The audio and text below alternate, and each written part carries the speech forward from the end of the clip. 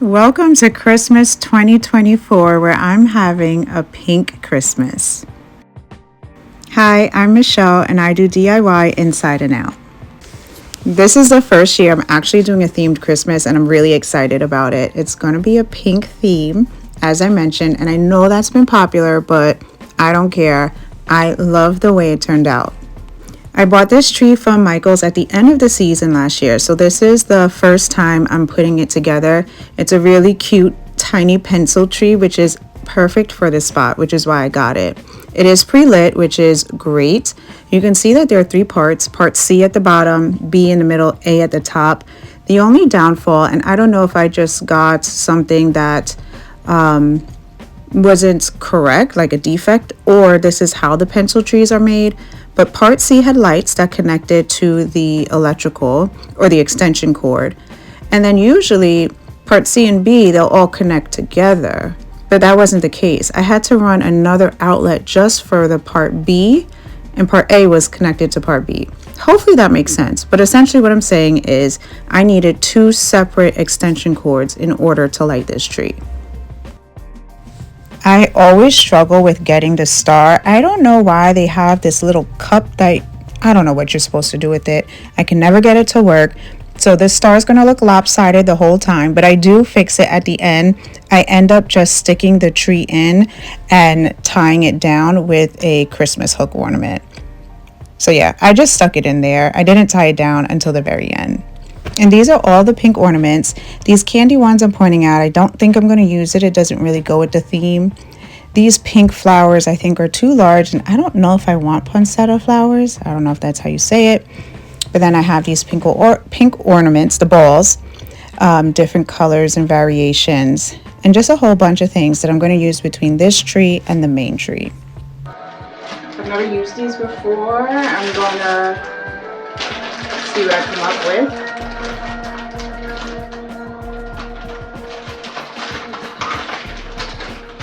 Now this is a necklace, so I'm going to 12 pieces Mardi Gras necklace. I'm going to just cut them, and the goal is that I just loop it around like this. Let's see. I'm going to keep an organized mess over here. So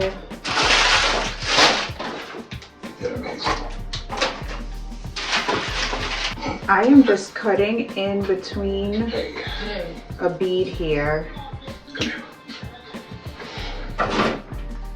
and they're not gonna now come apart, so let's see. And I just looped it around and played around with it to see how I wanted it to look. I didn't really go into this with too much of a plan, so I just, like I said, I didn't know, did I want it to be on every row, every 2 to 3 rows of leaves? How much did I want it to drape? I just played around with it and went with it. I knew it didn't look perfect at the end, but it all comes together once you put your other ornaments up.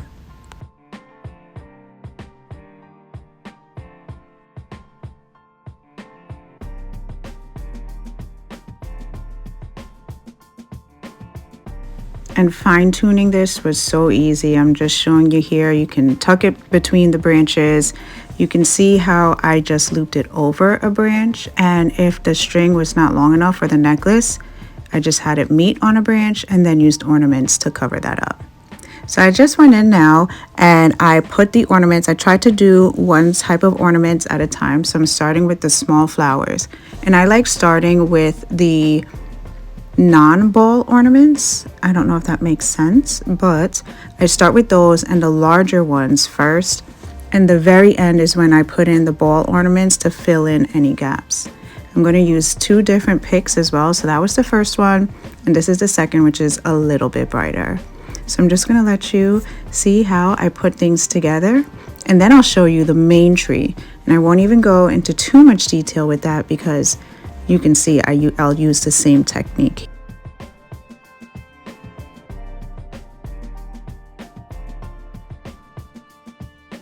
I'm going to bundle ornaments together. I'm going to use these hooks. I like putting the tiny ones that I think are really cute. So put these, and then I'm going to use like gold or silver. Let's see. Oops. And then I'm just going to close that. Now we have a cute loop. I'm going to cut these silver strings off. I obviously don't need them.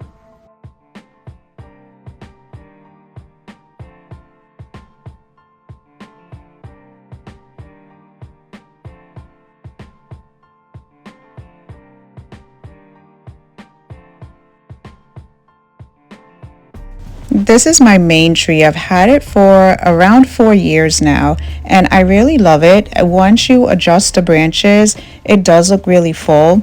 The only drawback about it, and I didn't realize, or maybe I didn't even think about it when I bought the tree, is that it is not pre-lit. I 10 out of 10 do not recommend buying a tree that is not pre-lit.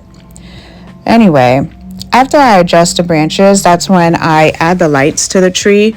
Next year, for sure, I am going to double the amount of lights that I use. It could have been a little bit more sparkly. And while adding the lights really doesn't take that much time, maybe 10 minutes, maybe less, it's still an extra step. I have to run around the tree, adjust the lights afterwards. It's just bleh to me. First world problem. It's not going to stop me from using the tree again next year. I didn't want to bore you with showing you adding more ornaments to the tree, so this is where I am at this point. I'm not finished adding the ornaments, but again, I think you got the picture from the last tree, and you just want to add things sporadically. I try to add, again, the same type of ornaments at a time so I can space those out evenly before adding different types. And with each type of ornament, you're just filling in where you see any empty gaps. My other recommendation would be to use different textures and different shades. Now I'm ready to work on the fireplace area, and these are the ornaments that I'm going to be using and I've been collecting for months. I started by getting command strips up on the fireplace because this is what's going to hold up my garland. Super easy to put up. Again, I feel like I'm saying something else I don't recommend, but I do not recommend these command strips. You're going to see when I put up the garland on the stairs that it actually does peel the paint off, and I had to go back in and patch up the staircase with paint. They are super easy to apply. It's double-sided tape essentially. One side indicates where you put it on the wall, and then you unstick the other side so that you can put the clamp on. And you have to hold it down either 30 or 60 seconds and then leave it on for an hour at least so that it has a good firm grip.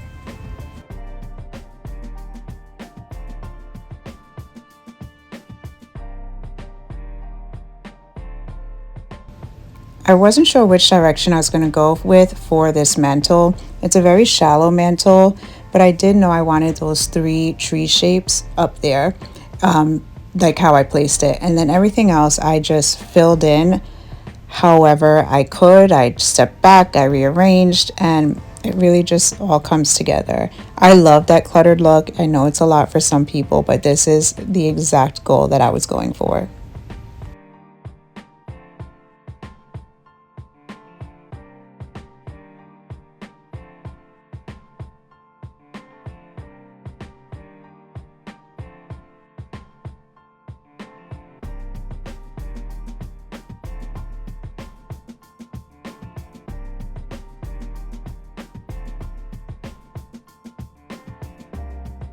To get the garland up, I used Christmas ornament hooks. I wrapped one end around the garland, and then I took the other end and I wrapped it around the hook of the command strip. Super easy to do it that way, and the command strip was strong enough to hold this up. The last little tree that I needed to decorate was this tree that I got. It was from Burlington, $40, because it is an indoor and outdoor tree. And thankfully it was tiny and it did not take me too much time at all.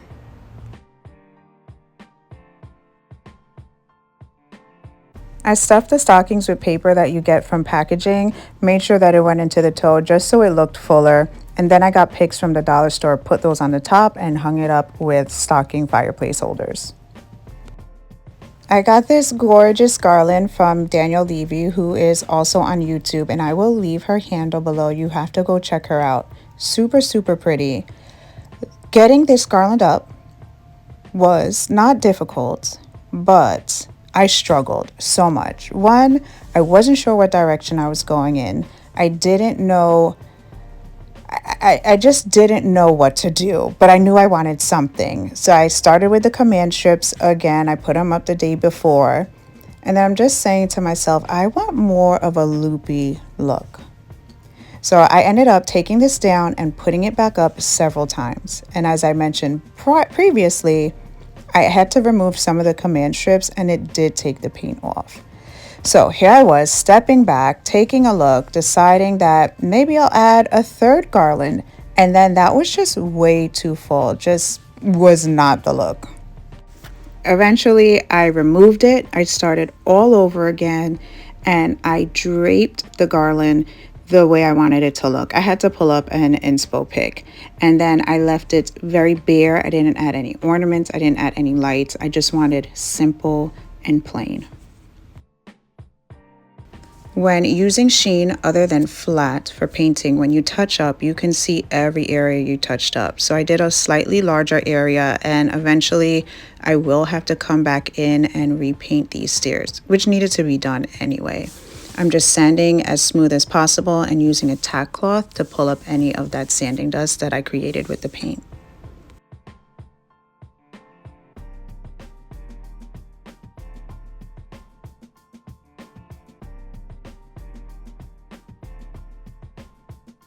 And that was really it. You can see this took a few days by all the outfit changes, but I'm super happy with how this turned out.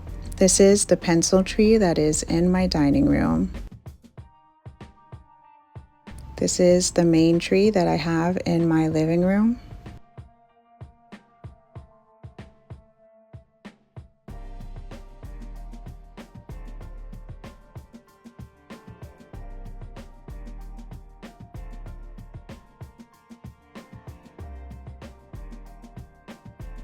And these are the table settings from my Christmas party. Again, kept it simple, but still beautiful. Thank you so much for being here and watching. If you enjoyed the video and want to see more projects, don't forget to subscribe, and it helps if you like and share.